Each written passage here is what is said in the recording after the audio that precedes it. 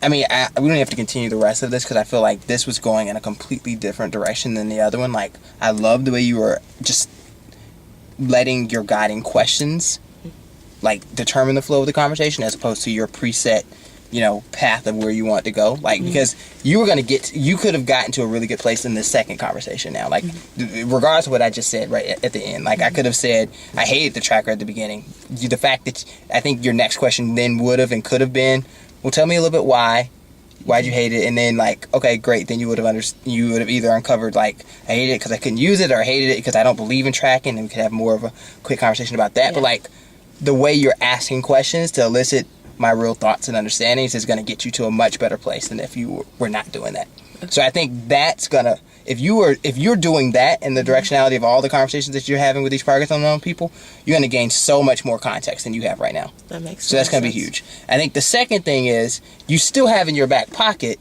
like the ability to build their skill in the moment with using the tracker if that's what they need. And I think that's going to be huge too. I also love an additional piece that you added to this second role play, which was referring to their vision. I think if you can get even more concrete in the conversations with them, like, look, when I pulled up your vision before I came to this conversation, I was trying to figure out, like, where is this person towards their vision? Like, this is what you said you wanted to see happening in your classroom this year. I have no idea if these things are happening yet. Do you? And, like, I would maybe even list the things. You said you wanted your student to be X, Y, and Z. Is X, Y, and Z happening? Like, I think it's great that you started with this person's vision, because that's where you should be anchoring this conversation. I think you did those three phenomenal things, starting with their vision, asking those questions, and that's guiding the conversation, and then making sure that you're using their answers to determine where you go next. I think if you do those three things well in the conversation that you have with your Progress Unknown folks afterwards, later on today and tomorrow and the rest of this week, you should be fine. I really do. And I think that was so much better than the first role play. I'm proud of you, Virginia. This was good. I hate role plays, by the way. But do you see the difference in I do. number 1 and 2? Yeah. I mean, like, I think it was night and day. And clearly I cut off number 2, so we didn't go as long. But like, I think, Regina, if you replicate the things that you did in number 2, you'll be in a much different place. And so I'm looking forward to seeing how those conversations go. It is hot up in this piece, isn't it? Yes. I'm looking forward to seeing how those conversations go. Here's what I want you to do. I want you to videotape at least one of these conversations this week.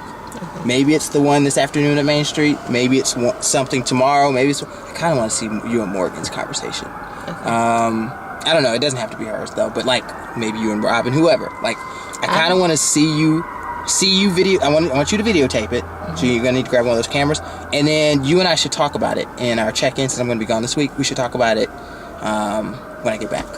Okay. Because I want to see, like, and I want to just hear your own reflections about, like, yeah, I did this in the conversation. This is where we got to in the conversation. This is how I leveraged what we had been doing and working on this morning, and this is where things are different in my practice now. Okay. Yeah, I have a mindset issue about role plays, but I very much benefited from that. Well, I'm glad that you benefited from it. And what's your mindset about role plays? I don't really like role plays that much myself either. They're I feel like it's